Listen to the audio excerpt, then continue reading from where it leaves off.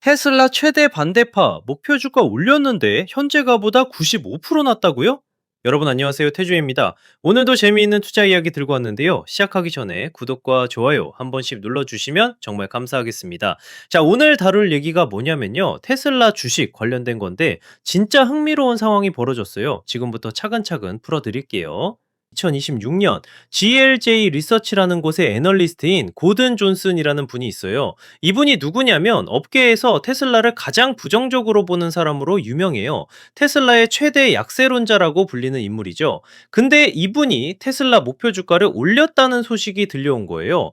여기서 잠깐, 목표 주가를 올렸다는 게 보통은 좋을 신호잖아요. 근데 이번 상황은 완전히 달라요. 왜냐면 이분이 제시한 새로운 목표 주가가 얼마냐면요, 25달러 28센트예요. 25, 28달러.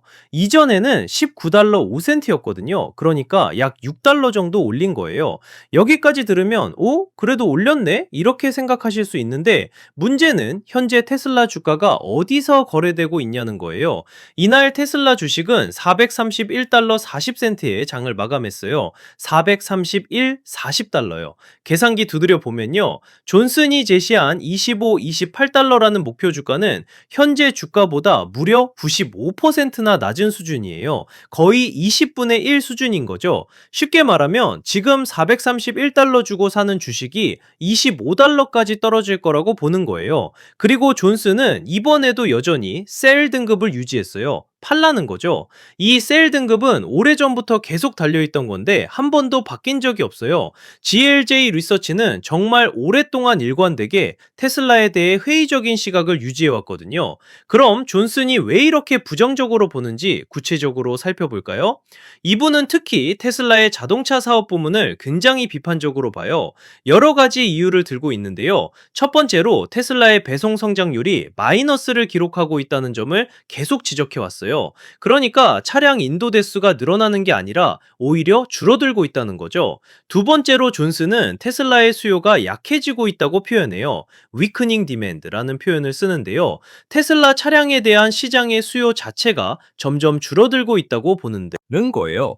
세 번째는 가격 인하 얘기예요. 테슬라가 지난 몇 년 동안 여러 차례 차량 가격을 내렸잖아요. 존슨은 이런 가격 인하 조치들을 차를 팔기 위한 필사적인 수단이라고 해석해요. 그냥 판매 전략이 아니라 절박한 상황에서 나온 선택이라고 보는 거죠. 그리고 또 하나 중요한 포인트가 있어요. 존슨은 테슬라가 엄청나게 고평가되어 있다고 주장해요. 실제 가치보다 훨씬 높은 가격에 거래되고 있다는 거죠. 거기에 더해서 테슬라가 수익을 내는 데 있어서 규제 크레딧에 너무 의존하고 있다고 비판해요. 규제 크레딧이 뭐냐면요, 친환경 차량을 만들면 정부에서 주는 일종의 크레딧인데 이걸 다른 자동차 회사들한테 팔아서 돈을 버는 거거든요. 존슨은 테슬라가 실제로 차를 팔아서 벌어들이는 수익보다 이런 크레딧 판매로 얻는 수익에 과도하게 기대고 있다고 보는 거예요. 근데 재미있는 건 시장에는 존슨과 정반대되는 시각을 가진 애널리스트들도 많다는 거예요. 대표적인 사람이 웨드부시의 댄 아이브스예요. 이분은 테슬라에 대해 굉장히 낙관적으로 봐요. 아이브스를 비롯한 강세론자들은 테슬라를 단순히 자동차 회사로만 보지 않아요. 그들이 보기에 테슬라는 자율주행 기술의 선두주자예요. 그냥 전기차 만드는 회사가 아니라 미래의 교통 시스템을 바꿀 술기술 기업이라고 보는 거죠. 특히 아이브스는 2026년이 테슬라에게 대단히 성공적인 해가 될 거라고 전망하고 있어요. 왜냐면 테슬라가 로보택시와 사이버캡 관련된 목표와 일정들을 제대로 달성할 수 있다면 엄청난 가치 상승이 있을 거라고 보거든요. 로보택시랑 사이버캡은 테슬라가 추진하고 있는 자율주행 택시 사업이에요. 사람이 운전하지 않아도 스스로 손님을 태우고 목적지까지 데려다주는 서비스인 거죠. 만약 이게 실제로 상용화되면 테슬라의 비즈니스 모델 자체가 완전히 바뀔 수 있어요. 그러니까 존슨 같은 사람들은 테슬라를 자동차 회사로 보면서 현재의 판매량, 수익성, 가격 경쟁력 이런 걸로 평가하는 반면에 아이브스 같은 사람들은 테슬라를 기술 기업으로 보면서 미래의 잠재력과 혁신 가능성으로 평가하는 거예요. 이번 주에 존슨이 목표 주가를 수정하면서 한 말이 있어요. 자기가 제시한 새로운 밸류에이션은 서사가 아닌 현실에 기반한 거라고 했어요. Reality rather than narrative라는 표현을 썼는데요. 여기서 서사, 즉 narrative라는 건 뭐냐면요. 테슬라 주식이 실제 재무, 제표나 숫자보다는 사람들이 만들어내는 이야기나 기대감으로 거래되고 있다는 뜻이에요. 많은 애널리스트들과 금융 전문가들이 테슬라는 숫자가 아니라 스토리로 거래되는 주식이라고 말해요. 존스는 당연히 이런 접근 방식에 동의하지 않아요. 그가 보기에 주식은 실제 현실, 실제 숫자로 평가되어야 하는 거지 미래에 대한 막연한 기대나 이야기로 평가되면 안 된다는 거죠. 그런데 작년 말에 흥미로운 일이 하나 있었어요. 댄 네이선이라는 사람이 있는데 이분도 테슬라 주식에 대해 회의적으로 유명했던 사람이에요. 근데 이분이 작년 말에 입장을 바꿨어요. 네이선이 뭐라고 했냐면 테슬라 주식은 기술적 요인과 시장 심리로 거래된다고 인정했어요. Technicals and Sentiment라는 표현을 썼는데요. 그러면서 트레이딩 관점에서 보면 굉장히 흥미로워 보인다고 말했어요.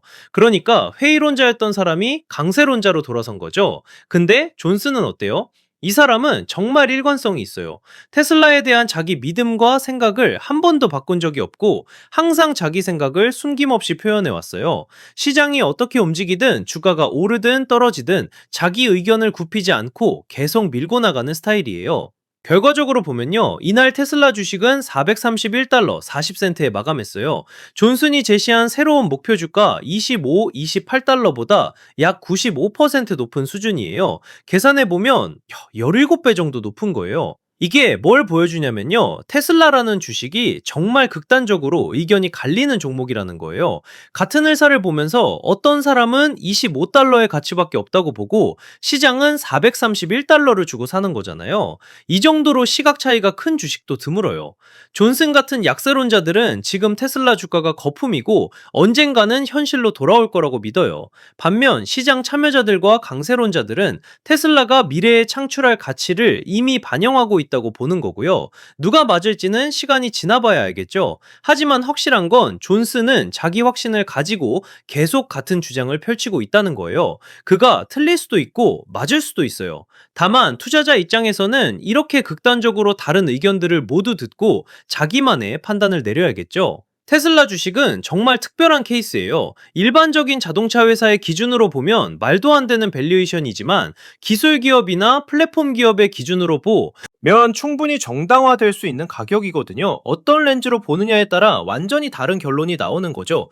여러분은 어떻게 생각하세요? 존슨의 현실 기반 접근이 맞다고 보시나요? 아니면 아이브스 같은 사람들의 미래지향적 시각이 맞다고 보시나요? 댓글로 의견 남겨주시면 재미있게 읽어보겠습니다. 오늘 영상 재미있으셨다면 좋아요와 구독, 알림 설정까지 부탁드리고요. 다음에도 흥미진진한 투자 소식으로 찾아뵙겠습니다. 태주였습니다. 감사합니다.